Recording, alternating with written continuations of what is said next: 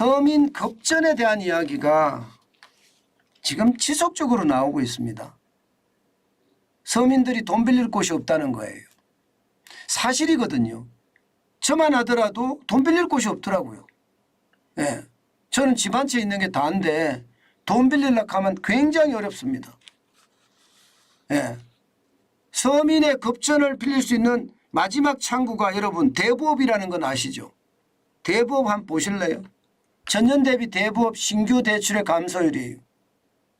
89.1%나 줄였습니다. 89.1%예요. 안 준다는 거예요. 10명 대부업에 돈을 빌리러 가면 1명 줄까 말까라는 거예요. 1명 줄까 말까. 대부업 보세요. 완전히 줄어들었잖아요. 2022년 1분기에 1조 1344억 원까지 신규 대출을 하던 대부업체가 2023년 1분기 보세요. 2052억 원입니다. 2021년 대비해 보면요.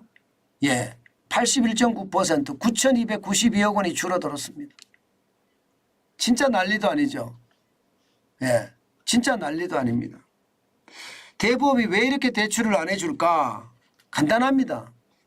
시장 경제를 모르는 이상한 사람들이 이게 경제 정책을 펴서 그래요. 무슨 얘기냐? 여러분 이거 한번 보세요. 지금 법정 최고금리가 우리 20%잖아요. 20%. 그죠? 그런데 대부업에서 대출을 해줄 돈을 끌어모은 다음에 대출을 해주면 적어도 말입니다. 적어도 25%는 돼야 된다는 거예요. 실제 조달금리가 5.6%로 올라갔고요. 여기에다 대손 비용이 대부업체는 큽니다. 아무래도 이자가 높고 저신용자 중에서 가장 낮은 저신용자가 대부업에 가니까 대손 비용이 클 수밖에 없죠. 11.03% 정도 된다. 이게 대형 대부업체 기준입니다. 모집 비용도 이게 2.86%가 들어간다. 관리 비용도 5.6%가 들어간다. 이게 25.12%가 됐다는 거예요. 그런데 법정으로 최고로 받을 수 있는 금리는 20%예요. 그러면 대부업체가 어떻게 될까요? 대부업체 문 닫습니다. 당연히 문 닫죠. 실제로 말입니다. 대부업체들이 굉장히 많은 대부업체가 문을 닫았습니다. 러시앤캐시인가요? 아마 대부업체 1위 대부업체입니다. 러시앤캐시. 문 닫았습니다. 러시앤캐시 광고 안 나오잖아요. 문 다 닫았습니다. 이 상황에서 사업을 못하니까. 이 상황에서. 진짜 최악이죠. 그러니까 서민들이 대출 받으러 갈 데가 없는 거예요. 지금 말입니다. 실질적으로 대부업의 대출 잔액 2022년에 15조 8,670억 원이거든요. 여기에 머물러 있어요. 오히려 줄어들었습니다. 오히려 줄어들었어요. 대부업체 대부 안 해줍니다. 이제. 대부 안 해줘요. 그 정도로 말입니다. 심각하다는 뜻이에요. 문제는 저축은행도 안 해줍니다. 저축은행도. 저축은행의 대출 잔액은 2021년에 100조 5,200억까지 올라갔거든요. 2022년에도 114조 1,890억까지 올라갔습니다. 그런데 여러분도 알다시피 저축은행의 당기순이익이 최악으로 떨어졌어요. 1분기에 마이너스 523억 원, 2분기에 마이너스 962억 원까지 떨어졌습니다. 저축은행이 경영지표가 마이너스가 됐다는 거예요. 그 바람에 말입니다. 서민대출은 왕창 줄여버렸습니다. 서민대출을 왕창 줄이니까 대부업에서 못 받는 사람이 어떻게 하면 저축은행에서 받을까 생각을 했는데 저축은행에서도 받지 못한다는 결론이 생기는 거잖아요. 그렇다고 새마을금고에서 받을 수 있습니까?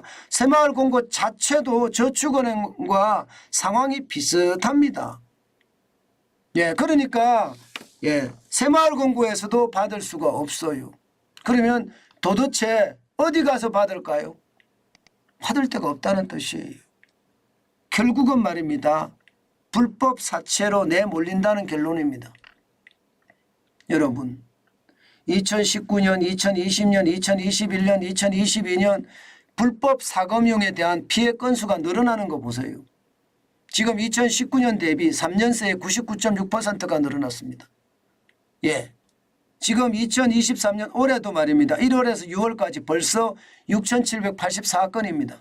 이대로 가면 올해는 12,000건이 넘어갈 거예요. 그러니까 불법 사금융을 쓰고 거기에 대한 피해가 많다는 것은 거기에 많이 빌린다는 뜻이잖아요. 저는 이런 것을 보면서요. 정부가 왜 법정 최고금리를 지금 그대로 두는지 모르겠어요. 지금 법정 최고금리가 이대로 가면 안 된다는 거 이미 시장에서 알려진 거고요. 대부업체, 1위 업체, 2위 업체 다 빠져나가는 거 보여요. 그러면 도대체 국민들은 어디로 가라는 뜻인가요? 불법 사금융으로 가서 누구 말만 따라 아주 치욕적인 그런 창피를 당하라는 뜻인가요? 저는 윤석열 정부가 느리다는 게 이런 거예요. 시장에서는 이 대부업체의 어떤 사업을 할 수가 없는 구조다. 이미 시장에서는 이렇게 이야기해요. 이재명 더불어민주당 대표는 이 법정 최고금리를 10%까지 낮춘다고 했습니다. 그러니까 시장을 모르는 사람들이, 경제를 모르는 사람들이 죄송합니다. 뻘소리를 하는 바람에 시장은 무너지는 거예요. 우리 원전에서 봤잖아요. 원전에서 이념에 급급해서 원전 다 죽일 뻔 봤습니다. 지금 말입니다.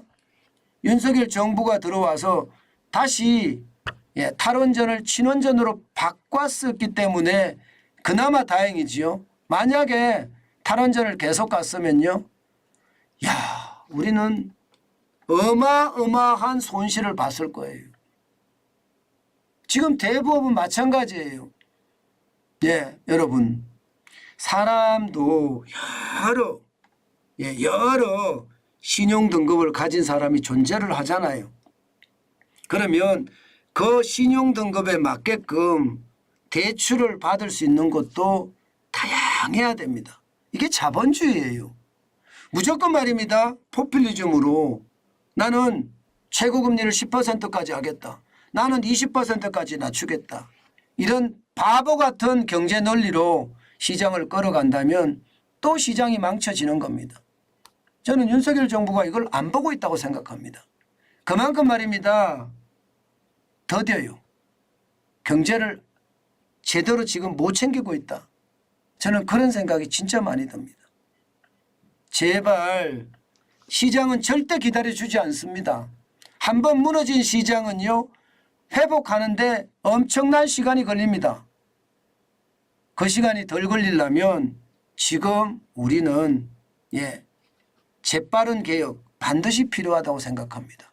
제가 오죽했으면 이러다 서민들 다 죽어요 이렇게 표현했겠습니까? 오죽하면 말입니다.